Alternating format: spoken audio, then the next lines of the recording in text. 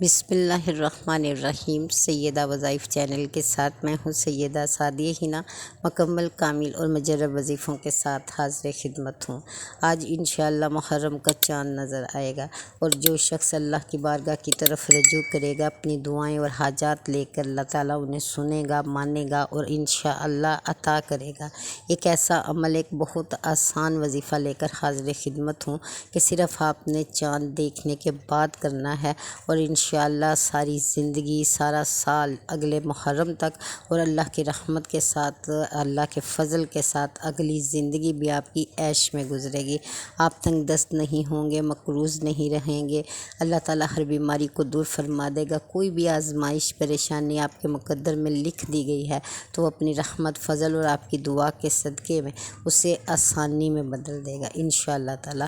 اللہ بہت کرم کرے گا آپ پر۔ آپ یہ وظیفہ دیکھ کر خوش ہو جائیں گے، آپ یہ وظیفہ کر کے خوشحال ہو جائیں گے انشاءاللہ۔ ایسا وظیفہ اور ایک ایسا عمل ہے جو آپ کو امیر، دولت مند کر دے گا۔ دنیا میں بھی غنی ہوں گے اور آخرت میں بھی، کیونکہ آپ اپنی نیت میں رکھیں گے کہ اللہ جس فضل سے آپ کو دنیا میں نوازے، وہی فضل آپ کو آخرت میں بھی عطا کرے۔ جو کامیابی آپ کو دنیا میں نصیب ہو، وہ آخرت میں بھی آپ کی بلائی بن جائے، اللہ تعالیٰ آپ کو عطا فرما دے۔ تو آپ نے کیا کرنا ہے کہ چاند نظر آنے کے بعد، اگر آپ دیکھ سکتے ہیں چاند یا نہیں دیکھ سکے تو کوئی مسئلہ نہیں، پھر بھی آپ نے جائے نماز بچھانا ہے، باوضو ہو کر بہت عزت و اکرام کے ساتھ آپ نے یہ وظیفہ کرنا ہے۔ وضو کرنے کے بعد آپ نے اپنی جگہ پر بیٹھ جانا ہے، اور یہ کچھ وظائف کرنے ہیں، کچھ اعمال کرنے ہیں، کچھ پڑھنا ہے، جس کے بعد آپ نے اپنے لیے دعائے خیر کرنی ہے، لیکن آپ نے اپنی نیت میں شامل کر لینا ہے کہ آپ نے کس مقصد کے لیے اللہ کی طرف رجوع کیا ہے۔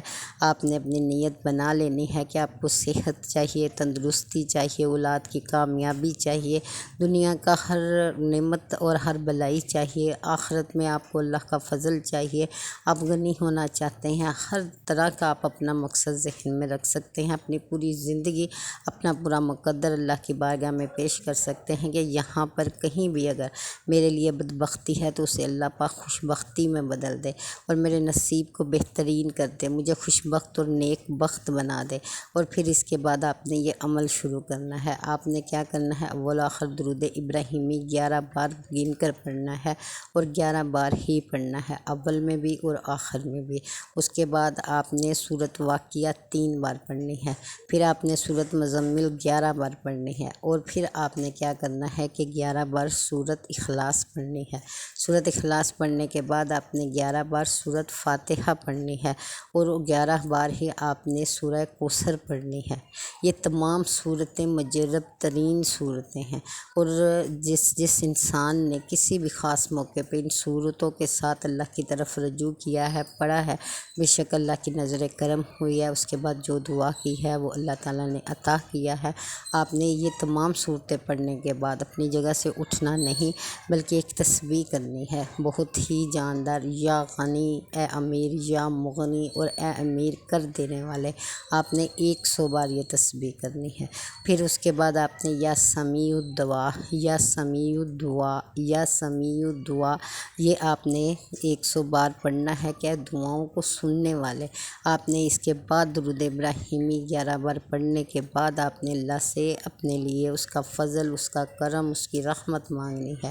آپ یقین کیجئے، جب آپ سورۃ فاتحہ پڑھیں گے تو سورۃ فاتحہ کو دعائے شفا بھی کہا گیا ہے، اور سورۃ اخلاص جو کہ سورہ توحید بھی ہے، اس میں اللہ کا ایک بہت پیارا نام اللہ الصمد، کہ اللہ بے نیاز ہے، وہ آپ کی دعاؤں سے بے نیاز ہے، وہ آپ کے مانگنے سے بے نیاز ہے، وہ تو خود اتنا عطا کرنے والا ہے، بن مانگے دیتا ہے، اور دن رات دیتا ہے، ہر لمحہ عطا کرتا ہے۔ کون سی ایسی نعمت ہے جو اس نے آپ کو نہیں عطا فرمائی؟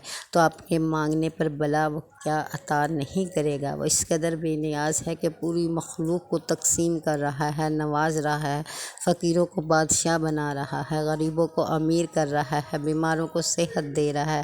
تو آپ نے سورۃ اخلاص جب پڑھنی ہے تو آپ کا یہی مقصد ہے کہ ہر عطا کرنے والے کو، جس کو رب نے بلائی عطا کی ہے، وہ آپ کو بھی عطا فرما دے۔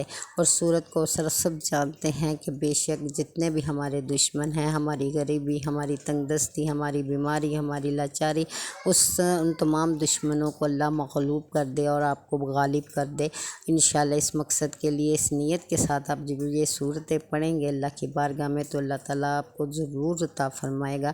اور پھر آپ نے اللہ سے اپنے الفاظ میں یہ بھی کہنا ہے کہ پورا سال اور پوری زندگی جو میری آگے آنے والی ہے، آگے آنے والے لمحے ہیں، میرا وقت ہے، وہ سب سنبھال دے، اس سب اوقات میں میرے لیے رحمت کے دروازے کھول دے اور مجھے وہ سب نواز دے جس کی مجھے ضرورت ہے، جس کی مجھے ضرورت نہیں، جو صرف تو اپنے فضل سے نواز دیتا ہے۔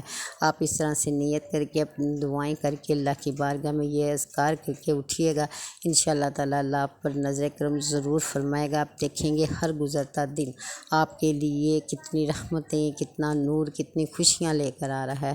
اور یہ عمل نہ صرف زندگی کے لیے ہے بلکہ موت کے بعد کے لیے بھی ہے کہ اللہ تعالیٰ موت کے بعد کے معاملات بھی آسان فرمائے، دنیا اور آخرت کی ہر بلائی سے نواز دے، ہر ایک ترقی، ہر ایک خوشحالی آپ کے نصیب میں لکھ دے۔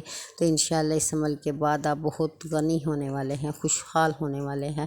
تو اس کے لیے اللہ سے اپنے لیے توفیق مانگ لیجئے کہ وہ آپ کو بھی توفیق عطا فرمائے اسے صحیح معنوں میں، صحیح طریقے سے ادا کرنے کے لیے، اور اللہ سے مانگنے کے لیے اللہ آپ کی مدد فرمائے، آپ کو لفظ عنایت فرمائے، آپ کو دعا عنایت فرمائے کہ جس دعا سے وہ راضی ہوتا ہے اور وہ قبول کر لیتا ہے تو انشاءاللہ اللہ آپ کو اپنے فضل میں لے لے گا، اپنی رحمت کی نظر میں رکھ لے گا۔ اللہ تعالیٰ سے دعا ہے جو یہ وظیفہ کرے ان کو تو رب عطا کرے گا ہی، لیکن جو بہن بھائی ہیں جن تک یہ وظائف نہیں پہنچے، جو نہیں پڑھ سکے، اللہ انہیں بھی توفیق عطا فرمائے اور اپنی رحمت کی نظر میں رکھے اور انہیں بے شمار نوازے، کسی کو بھی تنگ دست نہ کرے، غریب نہ رکھے، کسی کا محتاج نہ کرے۔ سب کے لیے دعائیں کرتے ہوئے اس وظیفے کو مکمل کر لیجئے گا، انشاءاللہ آپ دیکھیں گے خود آپ کو محسوس ہوگا کہ کس قدر خوبصورت وظیفہ تھا اور کس قدر شاندار رب کی عطا ہے انشاءاللہ۔ اللہ آپ سب کا بھلا کرے، ہر ایک کی بھلائی کرے اور ہر ایک کو اپنی رحمت سے نوازے، آمین ثم آمین۔